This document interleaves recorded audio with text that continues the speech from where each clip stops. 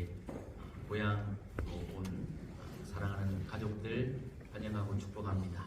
제가 여기 앞에서 보니까 오래간만에 교회에 와서 예배 드리는 기대감에 가득 찬 얼굴들도 계시고 한 두 분은 억지로 끌려오시는 표정도 있으신데, 아무튼 오늘 예배가 여러분들의 삶에 큰 은혜가 부어지는 복된 예배 되기를 주님의 이름으로 축복합니다. 아멘. 오가는 길 안전하게 오갈 수 있는 우리 성도들의 가족들 되기를 더불어 축복하고 기도합니다. 우리 좌우에 있는 분들과 함께 한 번만 더 인사하겠습니다. 이왕 왔으니 예배 잘 드립시다. 시작. 이왕 왔으니 예배 잘 드립시다. 오늘 예수님의 산상 변모 주일 예배를 하나님 앞에 드리고 있습니다. 우리가 교회에 여러 절기들이 있는데 성탄절, 부활절, 성령 강림절 이런 절기들은 우리가 여러 번 많이 들어서 익히 알고 있습니다만은 주현절, 예수 산상 변모 주일 이러면 좀 생소하게 들리시는 분들 많이 계실 것입니다. 주현절은 예수님의 세례 받으심과 관련되어져 있는 절기입니다. 예수님께서 공생애를 시작하시기 전에 세례를 받으시면서 이는 내 사랑하는 아들이요 내 기뻐하는 자라라는 하나님의 그 칭호를 받은 그 주님의 나타나 보여주심을 나타내는 절기가 주현절이고요. 주현절을 우리가 보내는 중에 오늘 예수님 산상 변모 주일을 맞이합니다. 이번 주 수요일부터는 죄의 수요일에서 이제 머리에 죄를 바르며 회개하면서 사순절 기간을 시작하는 절기가 시작되고, 사순절이 지나면 부활절 절기를 우리가 맞이하게 됩니다. 성경 속에 기록되어져 있는 예수님의 여러 생애의 주요 사건들이 우리의 믿음의 절기에 이제 주춧돌들이 되어지는 것입니다. 여러분, 성경 속 예수님의 주요 생애들을 보면 가장 첫 번째 첫 단추가 성육신입니다. 하나님과 근본 본체이신 한 분 하나님이신 예수 그리스도께서 이 땅에 인간의 몸을 입고 오시는 이 사건, 성육신 사건, 인카네이션 이 사건이 예수님의 생애의 첫 번째 우리에게 보여주신 사건이 되지요. 그리고 오셔서 세례 받으신 사건, 그 사건을 중심으로 주현절 절기가 시작되어지죠. 예수님께서 기도하신 후에 제자들을 부르십니다. 그리고 제자들과 함께 변화산에 올라가셔서 변모되시는 모습을 보여주십니다. 그리고 예수님 생애에 가르치시고 선포하시고 치유하시는 것, 이 세 가지를 예수님의 3대 사역이다 라고 말합니다. 가르치심, 선포하심, 치유하심, 예수님께서 이 땅에 오셨던 그 사건들입니다. 그리고 십자가 지시고 죽으시고 부활하시고 승천하시고 성령을 약속대로 보내주시며 이제 마지막 재림, 마지막 남은 이 예수 그리스도의 생애의 가장 하이라이트, 재림의 사건이 우리에게 남아있습니다. 성경이 말씀하고 계시는 이 예수님의 생애와 교훈들을 따라 지키는 절기 중에 오늘 우리는 변화산상의 예수님의 변형 그 날을 기념하며 예배 드리는 것입니다. 성경을 읽을 때 소위 육하 원칙, 언제 어디서 누가 무엇을 어떻게 왜라고 하는 이 질문에 따라 성경을 우리가 분석하고 파악하는 것은 매우 유익합니다.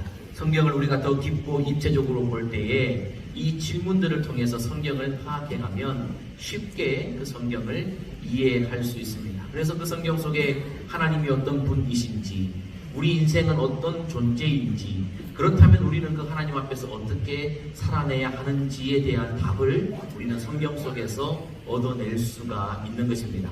오늘 함께 읽은 우리 본문 말씀을 좀 공부해 볼 텐데요. 오늘 변화상에서 예수님께서 변화된 이 모습, 언제 있었던 일인가? 성경 말씀해 보니까 몇 년 몇 월 이렇게 말씀하고 있지는 않지만 엿새 후에라고 기록해 주고 있습니다.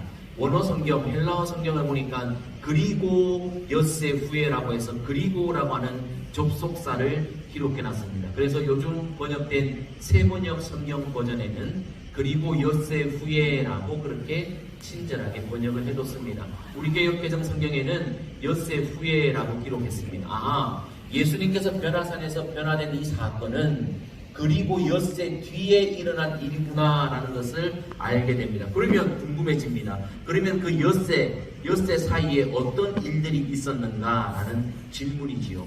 오늘 성경 본문의 말씀은 공관복음, 즉 마태복음, 마가복음, 누가복음 이 세 공관복음에 공이 기록되어져 있는 사건입니다. 이 사건들을 살펴보면 엿새 동안 어떤 일이 있었는지, 왜 예수님께서 엿새 후에 이 일을 행하셨는지를 우리가 알 수 있게 됩니다. 마태복음 16장, 마가복음 8장, 누가복음 9장 말씀에 보면 동일한 순서로 동일한 사건들이 전개되고 있음을 기록해 주고 있습니다. 자, 이 사건의 큰 단락의 첫 번째 시작은 예수님께서 제자들에게 물으십니다. 얘들아, 사람들이 나를 누구라고 하느냐? 그러면 너희는 나를 누구라고 하느냐라는 이 질문으로부터 이 큰 덩어리의 이야기가 시작되어집니다.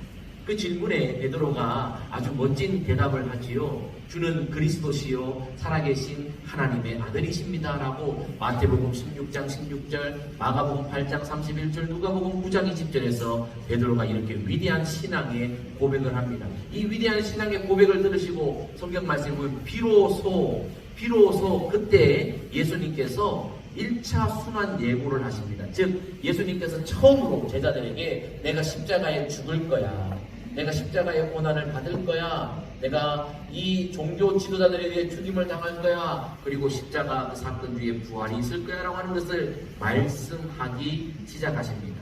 덮어놓고 아무에게나 십자가의 진리를 말씀하시는 것이 아니라 진정한 믿음의 고백이 있는 자들에게 예수님께서 십자가의 이야기를 들려주시기 시작하십니다. 그러시면서 주님이 당신이 죽으실 것을 말씀하실 뿐만 아니라 나아가 너희도 너희 스스로를 부인하고 너희에게 지어진 십자가를 지고 나를 따르라 라고 말씀하십니다. 그러시면서 마지막 오늘 본문으로 따지자면 마가복음 9장 1절 바로 앞절에 죽기 전에 하나님의 나라가 권능으로 임하는 것을 볼 자들이 있을 것이다 말씀하셨습니다.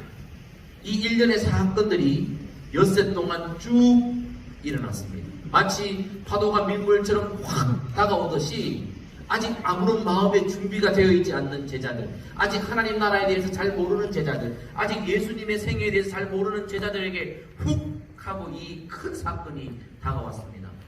어떻게 되었을까요? 요즘 시쳇말로 멘붕, 혼란이 제자들에게 오기 시작합니다. 제자들이 십자가가 뭐지? 부활이 뭐지? 오늘 본문 마지막 10절 말씀에 제자들이 마음에 두고 하는 말이 뭐예요? 사람이 죽었다가 살아나는 그 일이 뭔가? 즉 부활이 무엇인가 라고 스스로 묻고 있습니다. 즉 이 말은 무슨 말이에요? 들었지만 알지 못한다는 거예요. 제자들이 하나님 나라의 신비를 예수님을 통해 들었지만 듣는 것만으로 그들이 알지 못하더라고요. 혼란스러워요. 야, 우리는 예수님 따라가면 무엇인가 부귀 영화를 누리고 무엇인가 우리가 명예를 누리면서 잘 될 줄 알았는데 예수님이 우리의 기대와 상관없이 죽는다는 거예요. 죽는데 십자가에 죽는다는 거예요. 그러면 자기만 죽지. 예수님이 뭐라 그래요?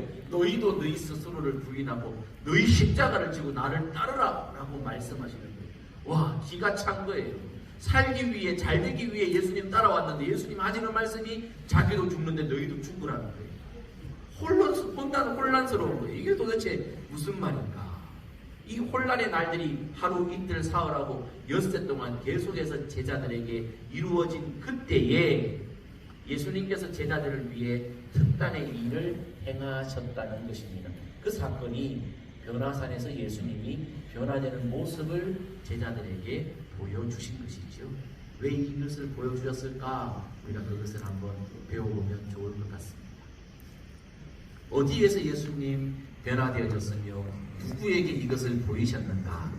마가복음 9장 2절 오늘 말씀하고 있는데요. 같이 한번 읽어봅시다. 시작.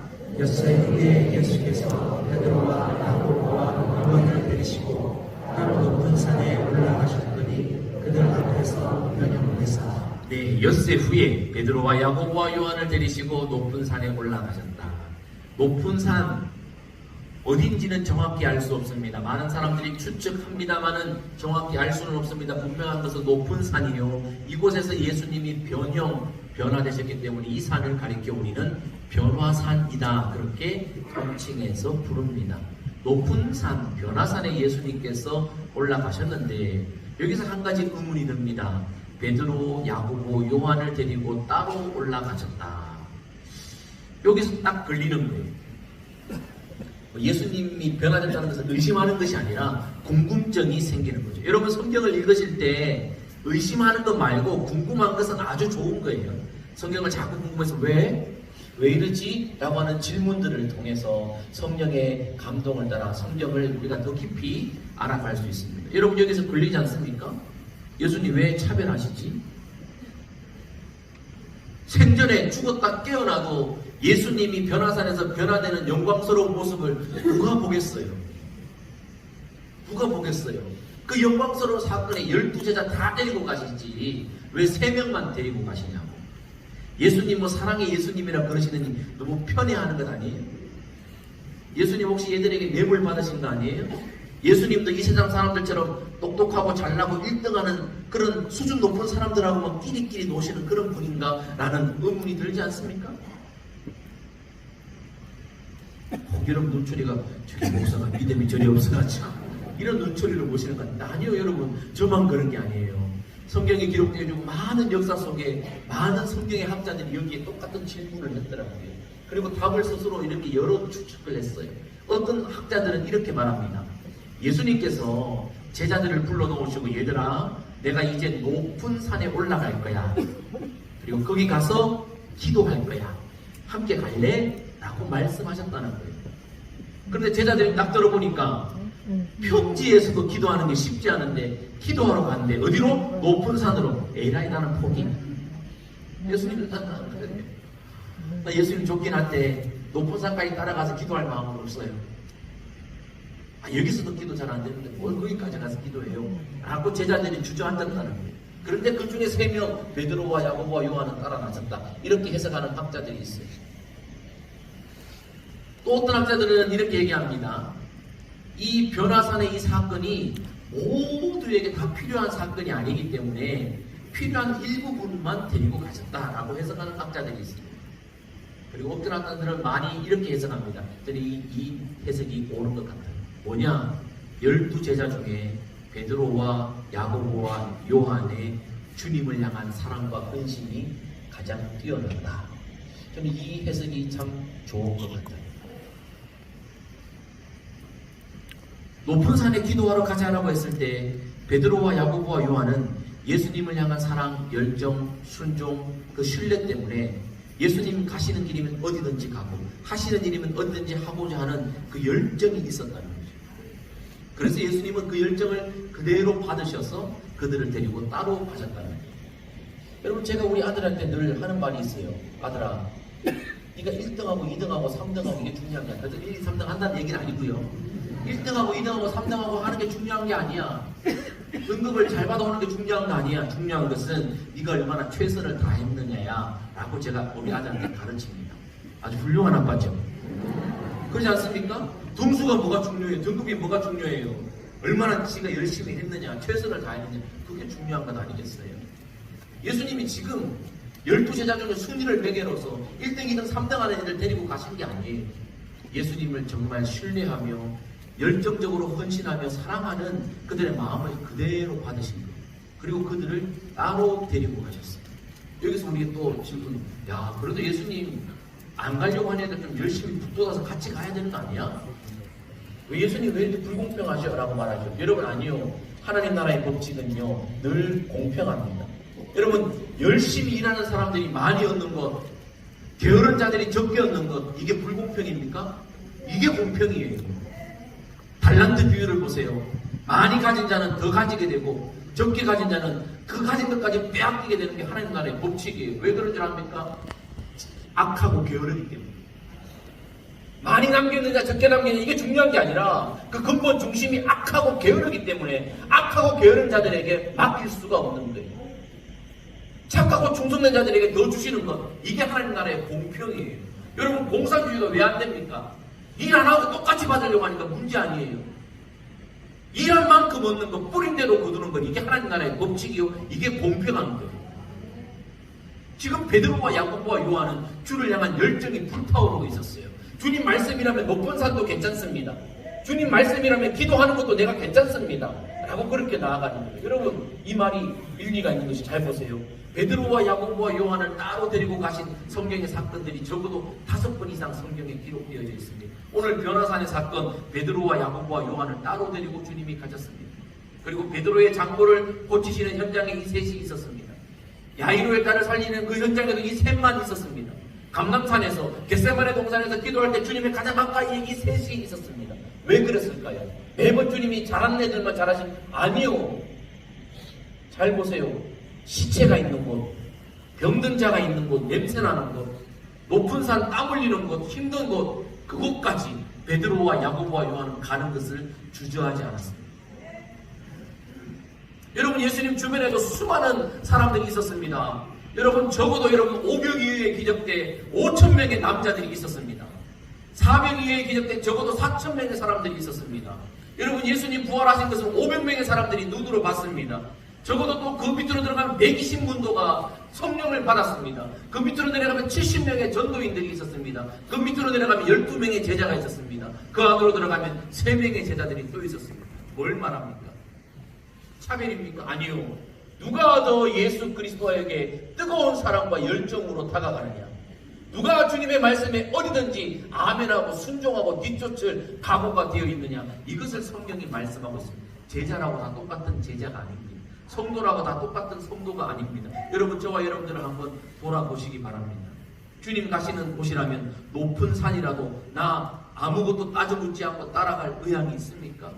주님 계시는 곳이라면 시체나 썩어 냄새나는 곳이라도 같이 따라 들어갈 용기가 내게 있습니까? 상처나고 골만 냄새나는 병든 자에게 내가 찾아갈 의향이 내게 있습니까? 예수님이라면 높은 산에 땀 흘리는 그 수고 마다하지 않을 열정이 지금 나에게 있습니까? 그것을 오늘 우리는 우리 스스로에게 물어봐야 합니다. 주를 향한 순전한 믿음의 드림도 없이 하나님의 영적 신비의 복만 누리려고 하는 것, 이것은 하나님 나라의 공평의 법칙이 아닙니다. 절대 주님이 편애하시거나 불공평하는 것이 아니라 그들의 있는 모습 그대로를 받아주시는 거예요. 열심히 하고자 하는 애들은 그대로 열심을 받아주시고, 열심히 안 하려고 하는 애들은 그래 그 자리에 있어라 라고 말씀하시는 거예요.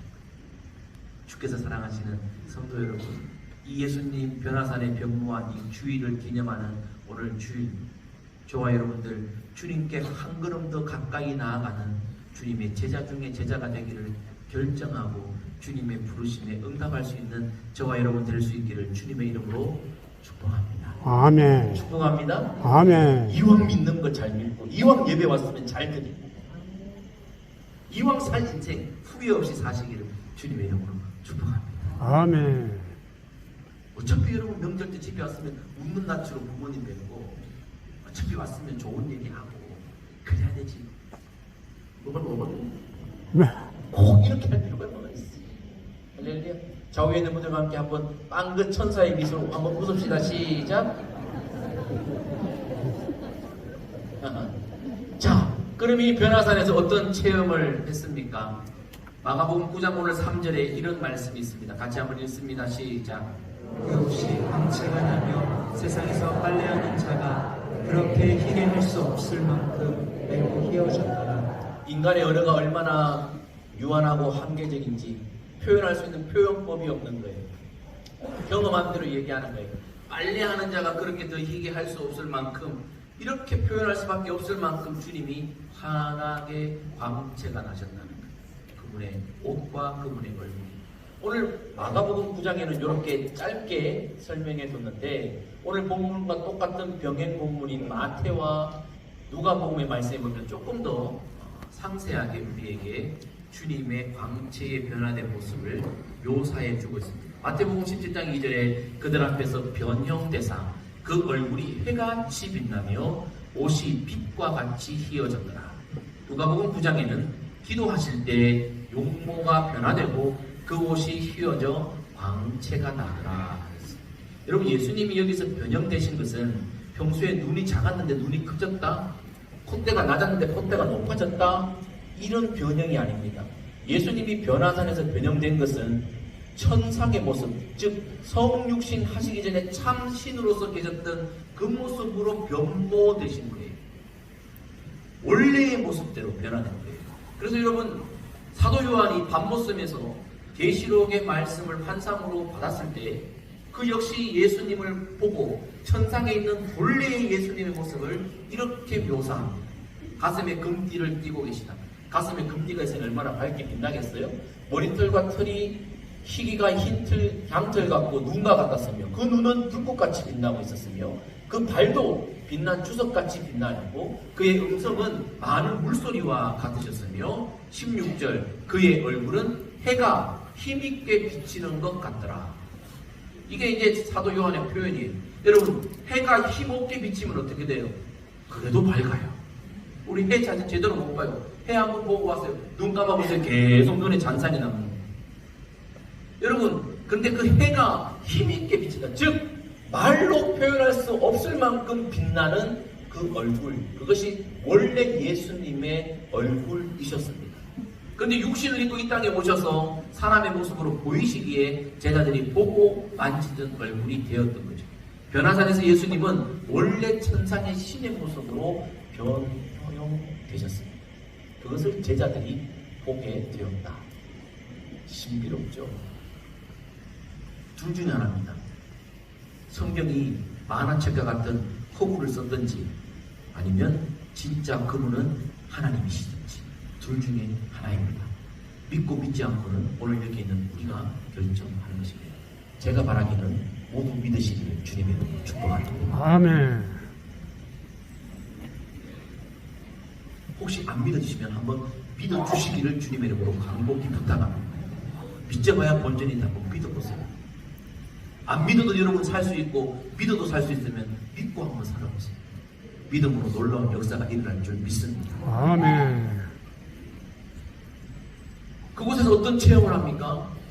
하늘의 분별력과 알의 온전함을 잠시나마 제자들이 경험하게 됩니다. 자, 마가복음 9장 4절은 놀라운 것을 우리에게 기록합니다. 이에 엘리야와 모세가 함께 그들에게 나타나 예수와 더불어 말하거늘. 놀랍지 않습니까? 베드로와 야고보와 요한이 저분 모세야, 저분 엘리야야 라고 한눈에 알아봤다는 거예요. 자, 제가 여기 보니까 여기 처음 보는 분들이 많아요. 누군가 싶어요. 그런데 누군지 모르겠어요. 그 옆에 보니까 권사님이 앉아 계신, 권사님 아들이거나 며느리거나 사이구나 내가 짐작할 뿐이 처음 보니까. 저 처음 보는 분 많이 계시죠, 여기도. 여러분, 동시대의 사람도 잘 모르는데, 마스크 썼다 벗으면 잘 모르는데, 여러분, 당시에 베드로와 야고보와 요한 기준으로 엘리야는 900년 전의 사람입니다. 모세는 1500년 전의 사람입니다. 그런데 한눈에 저분이 모세구나, 엘리야구나. 명찰 잡아왔습니까? 이들이 부활체의 모습으로, 여러분 영적인 모습으로 나왔는데 무슨 명찰을 달고. 여러분, 하늘의 신비를 잠시나마 맛보게 하십니다. 십자가가 뭔지, 부활이 뭔지, 예수를 따르는 삶이 뭔지 혼돈스럽게 아무것도 모르는 제자들에게 잠시나마 하늘의 삶을 경험하게 주님이 해주시는데, 천국은요 지혜가 없는 것이 아니에요. 분별력이 없는 것이 아니에요. 이 땅에 여러분 하나님과 멀어진 인생의 가장 큰 특징이 뭐예요? 분별력이 떨어지는 거예요. 그래서 이게 마귀의 말인지 하나님의 말씀인지 분별력이 떨어지니까 마귀의 유혹에 넘어가서 죄를 짓는 것이 인생이잖아요. 죄 짓는 인생은 분별력이 떨어지는 거예요. 지혜가 떨어지는 거예요. 그런데 여러분, 천상의 존재는요, 하늘나라의 존재는요, 분별력과 알미 온전해지는 거예요. 저분이 율법을 대표하는 모세구나. 저분이 선지자를 대표하는 엘리야이구나 라고 하는 것을 제자들이 알게 됩니다. 사실 제자들은 남 놓고 기억자도 모르는 그들인데요, 어떻게 이걸 알았습니까? 성령의 은혜가 임하는 하나님 나라의 통치를 맛보게 해주시는 것입니다. 여러분, 모세와 엘리야의 공통점이 참 있습니다. 모세와 엘리야는요, 공이 이 두 사람 다 호렙산에서 하나님을 만난 경험이 있는 자들입니다. 이들은 하나님의 불의 내림을 통해 하나님의 역사를 경험했던 자들입니다. 하나님의 돌보심과 기적적으로 음식을 공급받았던 이들입니다. 광야에서 만나를 까마귀가 주는 고기를 먹고 살았던 이 모세와 엘리야를 여러분 기억하실 것입니다. 공익이 두 분 다 무덤이 없습니다. 어디에 있는지 알지 못하고 승천해 버렸습니다. 그리고 이들의 사역은 메시아를 예표하는 것입니다. 예표입니다. 예표지 이들이 예수님은 아닙니다. 이들이 메시아는 아닙니다. 그저 미리 보여주는 표현에 불과한 것입니다. 오늘 말씀에 눈 떠보니 베드로가 정신 차리고 보니 아무도 없고 주님과 그들밖에 없었다. 이 놀라운 신비를 하나님이 경험하게 하였습니다. 모세는 율법을 대표하는 자요, 엘리야는 선지자를 대표하는 자입니다. 즉 구약에 예언된 말씀을 대표하고 집대성한 자들이 모세와 엘리야다라고 우리는 말할 수 있습니다. 자, 그러면 왜 많고 많은 믿음의 위인들 중에 아브라함도 있고 이삭도 있고 요셉도 있고 여러분 올만한 사람들이 있는데 왜 모세와 엘리야가 변화산에 그렇게 내려왔을까요? 왜 예수님은 그들과 함께 말씀을 나누셨을까요? 우리가 그것을 좀 봐야 합니다. 이것이 오늘 예수님이 변화산의 이야기를 제자들에게 보여주신 목적이요 더불어 오늘 우리의 삶에 적용점이 될 것입니다. 첫 번째로 예수님의 십자가의 사건과 앞으로 일어날 부활의 사건, 승천과 재림은 우연히 일어나는 일이 아니라 예언의 성취임을 제자들에게 알려주시는 사건입니다. 율법을 대표하는 모세와 선지자를 대표하는 엘리야, 즉 구약에 예언되어져 있는 메시아에 관한 이야기가 지금 그들의 예표의 중심인 예수 그리스도에게 집중되어져 있고 그분을 통해 실현되어질 것을 변화산의 사건을 통해 알려주고 계십니다. 여러분, 예수님의 십자가와 부활의 사건은 구약의 말씀을 성취한 사건인 줄 믿습니다. 자, 잘 보세요.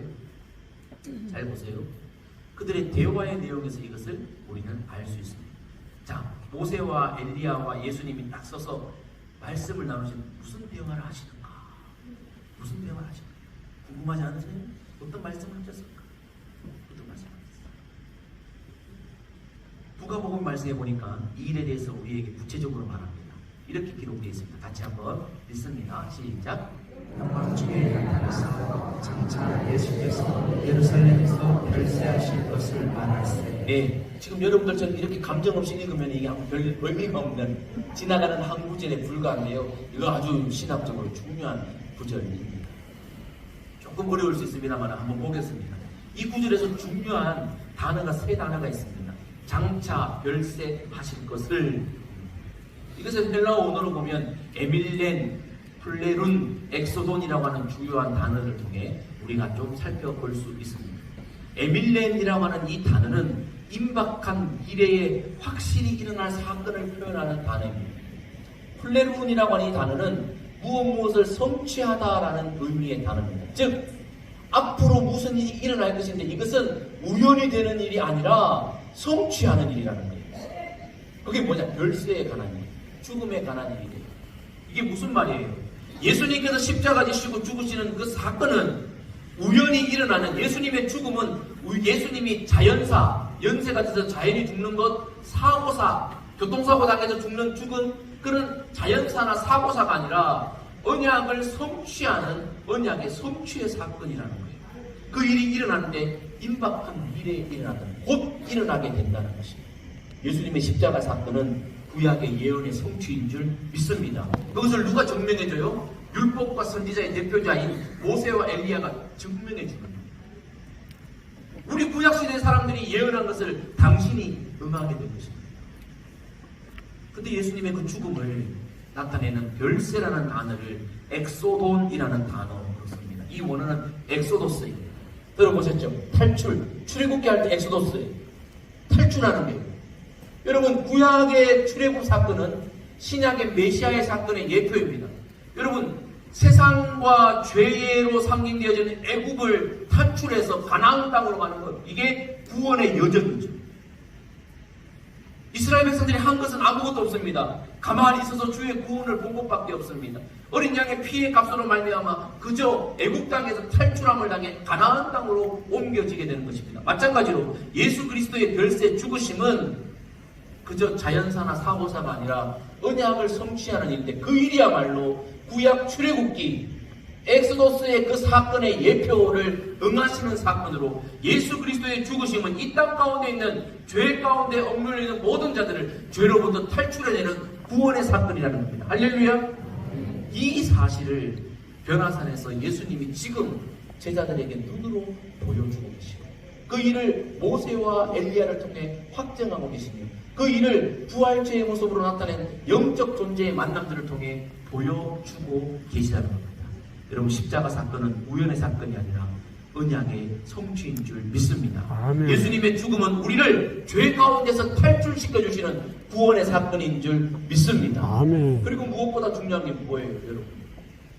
거기 모세, 엘리야, 1500년 전, 900년 전 인물이 어떻게 거기에 있습니까? 그들이 죽었으나 살았다는 거예요. 즉, 부활신앙, 그리고 재림신앙이 무엇인지 제자들에게 맛보기로 보여주고 계시는 겁니다. 예수님이 변형되어졌습니다. 그들과 함께 대화할 수 있는 존재로 예수님이 변화되어졌습니다. 여러분, 부활은 반드시 부활체의 모습으로 살게 되는 하나님의 법칙인 줄 믿습니다. 아멘. 그런데 여러분, 모세와 엘리야나 예수님만 그렇게 되는 것이 아니에요. 사도 바울은 이렇게 우리에게 말하고 있습니다.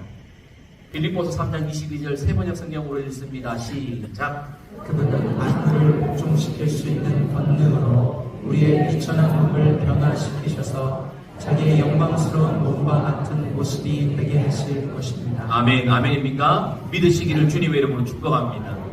오늘 여러분, 변화산에서 구름 사이에서 소리가 들렸습니다. 이는 나의 사랑하는 아들이니 너희는 그의 말을 들으라. 예수님께서 주현절, 즉 세례 받으실 때 성령이 비둘기같이 임하면서 하늘문이 열리고 이는 내 사랑하는 자여 내 기뻐하는 자다. 하늘의 음성이 들렸습니다. 그러나 불행하게도 그때 제자들은 그 자리에 없었습니다. 이번에 제자들이 부름을 받고 변화산에서 그 세례 받을 때 예수님이 들으셨던 그 음성을 동일하게 듣게 하나님이 일하시는 거죠. 내 아들이다. 이의 말을 들으라. 내 아들이다. 권능의 주다.